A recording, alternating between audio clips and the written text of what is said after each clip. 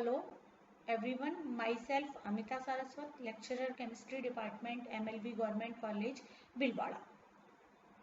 My topic for BSc first year inorganic chemistry topic is hybridization और संकरण. हम पिछली बार sp2 संकरण हम पढ़ चुके थे. अब अगला संकरण है sp3 संकरण. इस संकरण में एक S तथा 3 P कक्षक मिश्रित होकर समान आकृति व ऊर्जा वाले 4 sp3 संकरित कक्षक का निर्माण करते हैं. ये चारों संकरित कक्षक त्रिविम में एक दूसरे से 109 डिग्री 28 मिनट का कोण बनाते हुए चतुष्फलक के चारों कोणों पर अभिविन्यासित होते हैं.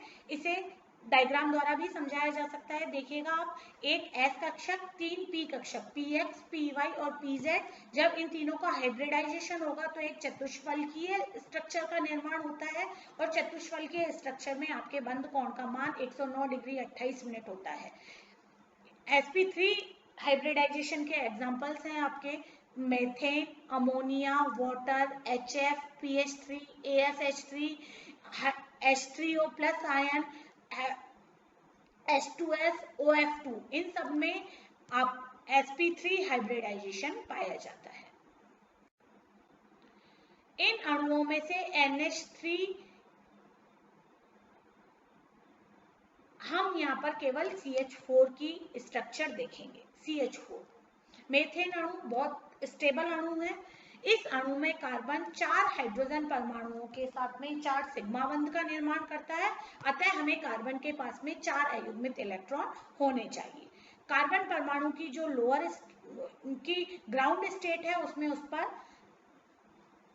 2 अयुग्मित इलेक्ट्रॉन ही होते हैं. इसका इलेक्ट्रॉनिक कॉन्फ़िगरेशन है 1s2, 2s2, 2p2. यहाँ पर 2 ही अनपेयर्ड इलेक्ट्रॉन है, लेकिन हमें 4 अनपेयर्ड इलेक्ट्रॉन चाहिए, इसलिए ये एक्साइटेड स्टेट में जाता है और कार्बन परमाणु की उत्तेजित अवस्था में 2s1 और 2p में 3 इलेक्ट्रॉन होते हैं और ये चारों कक्षक जो मिलकर sp3 संकरण का निर्माण करते हैं. इस प्रकार प्राप्त चारों sp3 संकरित कक्षकों में से हर एक में एक एक इलेक्ट्रॉन होता है जो हाइड्रोजन परमाणु के S कक्षक में उपस्थित अयुग्मित इलेक्ट्रॉन से युग्मित होकर सिग्मा बंध का निर्माण करता है. मतलब ये जो sp3 है ये सब एक ss ऑर्बिटल जो कि हाइड्रोजन का प्रेजेंट है उससे बॉन्ड बनाएंगे और सिग्मा बंध का निर्माण होगा. अतः CH4 की स्ट्रक्चर चतुष्फलकीय होती है और बंध कोण जो है आपका 109 डिग्री 28 मिनट और स्ट्रक्चर टेट्राहेड्रल होती है. अगला संकरण है sp3d संकरण. sp3d संकरण जब एक S और 3 P तथा एक D, जो D में भी देखिएगा यहाँ पर 3 P है, मतलब PX, PY और PZ. लेकिन जब D ऑर्बिटल्स की बात करते हैं तो सबसे पहला जो संकरण में भाग लेता है वो DZ² वाला ऑर्बिटल होता है. यह मिलकर संकरण का अगर निर्माण करें तो 5 sp3d संकरित कक्षक बनते हैं जो त्रिकोणीय द्विपिरामिडल, ट्राइगोनल बाइपिरामिडल, मतलब 3 अणु तो एक समतल में और एक उस फलक के ऊपर और एक उस फलक के नीचे, उस प्लेन के नीचे होगा तो त्रिकोणीय द्विपिरामिडीय आकार में अभिविन्यासित होते हैं.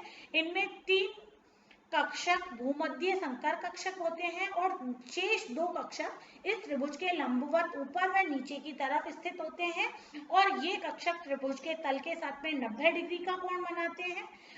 यह दोनों कक्षक अक्षीय संकर कक्षक कहलाते हैं. यहाँ पर देखिएगा जो बंद कोण है sp3 हाइब्रिडाइजेशन में 2 तरह के पाए जाते हैं. वहां पर एक बंद कोण आपका 120 डिग्री का होगा जो कि त्रिभुजीय आकार के कारण होगा और लंबवत आकार के जो ऊपर और नीचे कक्षक अभिविन्यासित होंगे उनकी वजह से जो बंद कोण होगा वो आपका 90 डिग्री होगा. sp3d संकरण के को PCl5 अणु का उदाहरण लेकर समझाया जा सकता है. यहाँ पर फास्फोरस अणु 5 क्लोरीन अणुओं के साथ मिलकर 5 सिग्मा बंध बनाता है. अतः फास्फोरस अणु के पास में 5 अयुग्मित इलेक्ट्रॉन होने चाहिए. फास्फोरस हम जानते हैं 1s2, 2s2, 2p6, 3s2, 3p3. यहाँ पर इसके पास में देखिएगा ग्राउंड स्टेट में इसके पास में 3 इलेक्ट्रॉन अयुग्मित इलेक्ट्रॉन है, लेकिन वो जब ये उत्तेजित अवस्था में आता है तो S में से एक इलेक्ट्रॉन निकलकर D में पहुंच जाता है और इसके पास में नंबर ऑफ अनपेयर्ड इलेक्ट्रॉन्स 5 हो जाते हैं और 5 अनपेयर्ड इलेक्ट्रॉन 5 क्लोरीन अणुओं के साथ मिलकर 5 सिग्मा बंधुओं का निर्माण करते हैं। PCl5 में sp3d संकरण होता है, अतः इसकी संरचना त्रिकोणीय द्विपिरामिडीय होती है। इस संरचना को इस चित्र के द्वारा समझाया जा सकता है। 3 क्लोरीन आपके भूमध्य संकर कक्षक बनाएंगे, जबकि 2 क्लोरीन अणु संकर कक्षक बनाएंगे जो तल से एक ऊपर रहेगा और दूसरा नीचे रहेगा। PCl5 की उपरोक्त संरचना असममित है। इसमें क्योंकि 2 प्रकार के बंध बनते हैं, 90 डिग्री का और 120 डिग्री सेंटीग्रेड का, इसी कारण PCl5 अत्यंत क्रियाशील यौगिक होता है और यह ठोस अवस्था में ही विघटित होकर अधिक स्थायी और असममित संरचनाएं देता है। मतलब PCl5 जो कि त्रिकोणीय द्विपिरामिड है वो PCl4+ में और PCl6- में विघटित हो जाता है।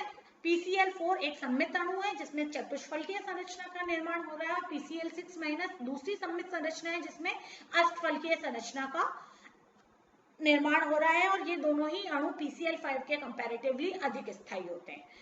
sp3d संकरण में वाले अन्य उदाहरण है SF4, ClF3, ICl2- ion. Thank you.